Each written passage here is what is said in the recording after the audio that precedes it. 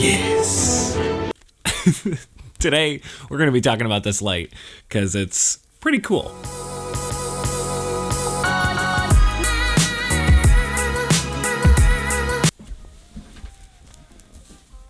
Hey guys, hope everybody's doing awesome. Today I really wanted to talk about a really cool light that I've been using on a lot of shoots lately. It's fairly inexpensive and super versatile, and I feel like I've been doing just a lot with it and been finding a lot of uses with it. This is the Yongnuo light wand. It's called the YN360 II, and I really get a lot of life out of this thing. For starters, you can see it's not very large. I mean, it's about the length of my arm. So it's easy to pack into a bag. It's easy. I have 4 of them and I can just stack them really easily. They're very tiny. They're only like maybe like an inch or so wide. Really compact. And so that's a huge plus for me right out of the gate, because a lot of times I'm working on smaller shoots, or we don't have a big crew, or we just need to be on the move, throw some stuff into a backpack and get out to a location and try to have as many options or as many tools as we can that are on the smaller side. So right out of the gate, this checks a lot of boxes for me. Now, where this light really starts to shine is once you turn it on. So here, wrong way. So you can see there's literally, this is probably gonna get really bright for the camera. The light comes out of just 1/2 of this, and let me actually just turn it down here real quick. There we go. All right, so now you can see the light is on. And this is down to 1% now. So the light only comes out of 1/2 of this wand, which makes it really useful because you don't have any backspill. You can really truly aim it whichever way you want the light to hit, and that's where you're gonna get the light. So you won't have to worry about lighting your background or anything that's behind the camera if you don't want to. So that right there is really nice because you can aim this light in any direction that really suits the shoot you're working on. So what's really cool and handy about this is you have all the dials and all the controls on the back. Wait for this to focus. There we go. So right on the back of the handle here, you have a little dial control, which is for your brightness. And you also have RGB controls, so you can control how much red, blue, green you are sending into your subject. So that's super useful because literally right with a click of a button, a scroll of this wheel here, you can adjust exactly the color and exactly the temperature that you want to have come out of these lights. So if you want to have a green tint, you can do that with just one quick swipe. You could go right over and add in some blue, and now you have a nice like teal. And there's various degrees of this. So as you cycle through, you actually have a dial control. So it's very easy to adjust this to be the exact right temperature and the exact right brightness that you would like of each color. One thing that's also really nice about it is that you have just a straight 32 and 5500K. So you can match daylight if you crank this all the way up. And this is the brightest this light will get. When it's pure white, you can already see like it becomes one solid beam of light in the camera.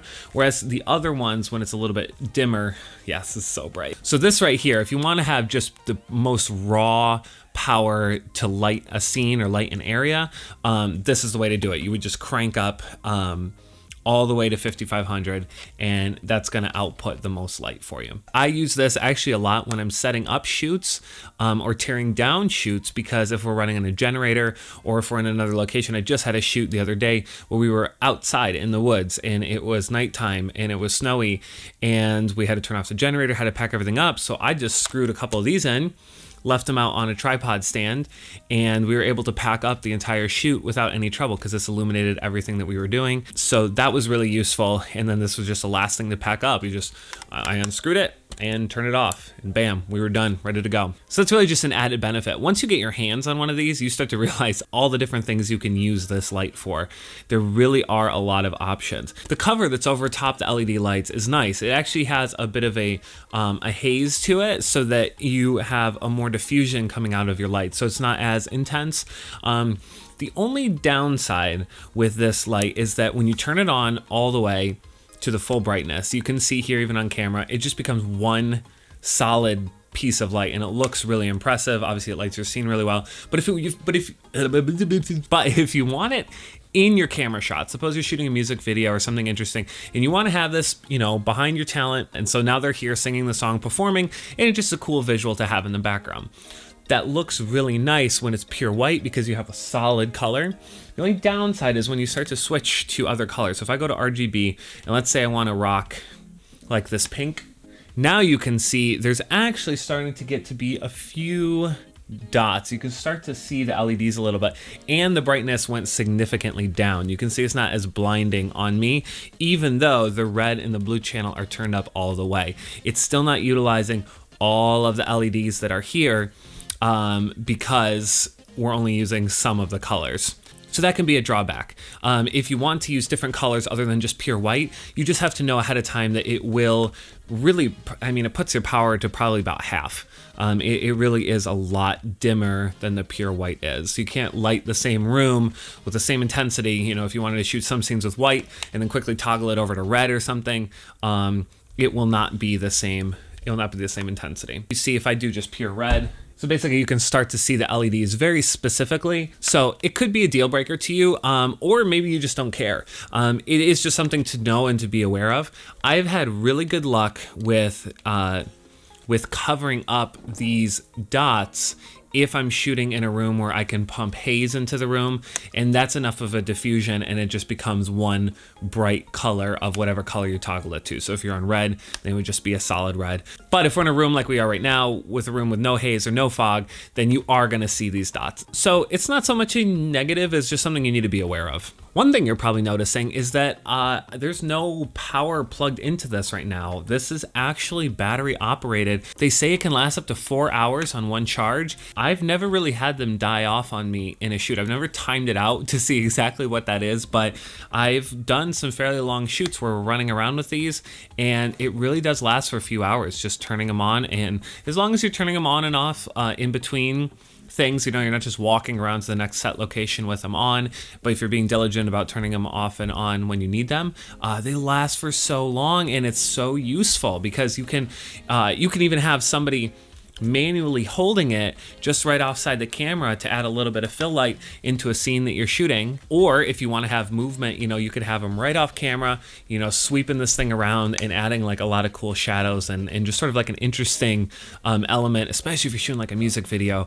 It's a really cool way to add some interest into your scene or some intensity into your scene. Now, if you do want to plug this in and charge, it does come with a charging cable. And it's pretty simple. This is a negative to this design of this, is that the plug to plug this in is actually on the top of the light. So where you screw the light in is down here, but the cable plugs in up at the top. I really wish that the cable also plugged in at the bottom or somewhere here near the bottom of the handle, because then it would just have everything together here is one. I think it makes a lot more sense to me, at least, because now what you have is you have the cable plugged in at the top, and when you screw it into a stand, so then you have this cable that you have to deal with, and that is kind of a negative because sometimes it falls down in front of the light and you have to worry about putting it behind, or if you don't want somebody to see it, sometimes I've run it along the back of the light. I've actually put like a strip of gaff tape over it to kind of hold it in place. But then it's just sort of a waste. Then you have like 2 feet of cable that's doing nothing and it's just on the top, and if somebody trips on it, it's gonna make the whole thing top heavy and want to pull it down. It's a weird design. I don't really get why they had to do that. I don't know if maybe the battery unit is up at the top, but it feels like just like down at the handle, they could have put a port and then you wouldn't have had to worry about that, because then it's not as top heavy and whatever. You get what I'm saying. It's definitely not a great design, but for me, it's not really a deal breaker. The benefits far outweigh the negatives for the charging cable. The other, I guess, downside to this is it actually does come with its own case. Grab this here. So it's kind of neat. Each light comes with its own case. It even has like a little handy carrying strap if you want to just keep it safe so it doesn't get scratched up. And it fits in really nicely. It just simply zips and you're good to go. So if you have a few of them, you can throw them in a Pelican case or in your backpack, or like I said, just grab a handful of them like this, carry them around. It's not like a super padded case, but what's nice about it is that it'll just keep it from getting scratched or like a direct like gouge taken out of the screen of it. The only other negative that I have with this is that you have this charger cable here, but there's really nowhere to put it in the case. Like, I wish they'd made the case just a little bit taller, or put an extra pouch or something on the side so we could zip this in. Because right now, there's no simple way to just transport this and the cable. I end up having to put the cables in a separate bag and then these in a separate bag, or put it all in one like Pelican case together. So yeah, it's just something to be aware of. You just you can't just run and just grab one bag and get going. You kind of need to remember that you need to grab this cable at the same time. It's not great, but I'm over it. And I guess as like final thoughts, I really don't have a lot of negatives to say about this light. I find that I use it on almost every single shoot. A lot of times I have them in the shot itself, so they're adding like a cool element, because I do a lot of music video work, so a lot of times you're seeing these in the actual shot itself. But I've also used them on plenty of shoots just set off to the side to add color into the scene, or to add like a little bit of an edge light. We're actually using one right now. I literally have it propped up right here, you can see. And this is like a purple that's shining up right now to just add just a little bit of fill to my face here. So it's actually kind of interesting. Like, even just like you can see, if I turn it off, you're missing it now, and turning it back on, you can see it's just a little bit. Like, you don't need to overdo it. You don't need to add a ton of extra light to really make your scene pop just a little bit more. Sometimes it's just a little tweak, a little bit will add a lot of flavor to it, right? It's like adding salt, you know, you don't want to overdo it, but a little bit can kind of spice everything up a little bit better and make your shot just that much more interesting. So having a few assets like this are really going to be beneficial. Now, as far as like the amount of light that these output, it really is impressive. Like we talked about before, if you're doing the pure white, it really illuminates a lot. I just did a shoot where I used 4 of these, and we were outside in the woods, and there was snow on the ground, so that was a bit reflective, but we lit pretty much the whole performance of a band of 5 guys using just 4 of these and some bounce light. So it's really impressive what you can pull off of these. If I had gone to the colors, if I had used red or blue, it would not have been possible, because it's about half the output. But because we stuck with just white, it worked out totally fine. So these little guys are really, really strong, really intense. You're gonna find a lot of uses for them. There we go. I love just playing with them. Like, you can figure out so many different colors and really can add, yeah, like, it's cool. Like, there's so many possibilities, and they're super light. Like, they're so, whoa, almost hit my camera.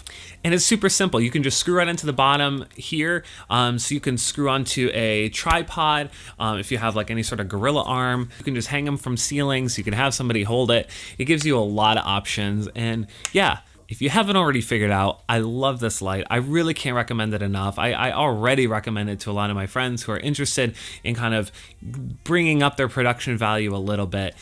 They're not expensive. It's only like $130 per light, and it comes with a charging cable. It comes with a little case. It's really versatile. It's worth the money. It's worth the investment. Like I said, I have a few of them. You could just pick up one and you would already use it on every shoot. I promise you, you would literally use it on every shoot, because I can't imagine not having one of these around for myself. So yeah, I guess that's it for me for this overview. I don't even know what to call this. Like, it's sort of a review, but I'm also just talking about like something really cool that I'm excited about.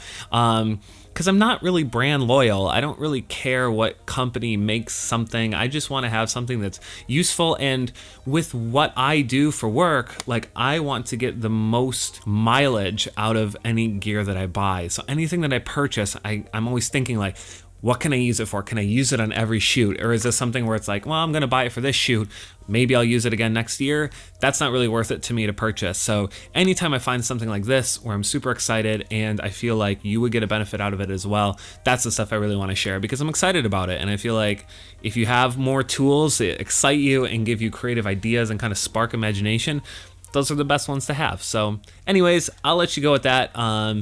In the meantime, stay happy, stay creative, and I'll catch you later. All right, see ya.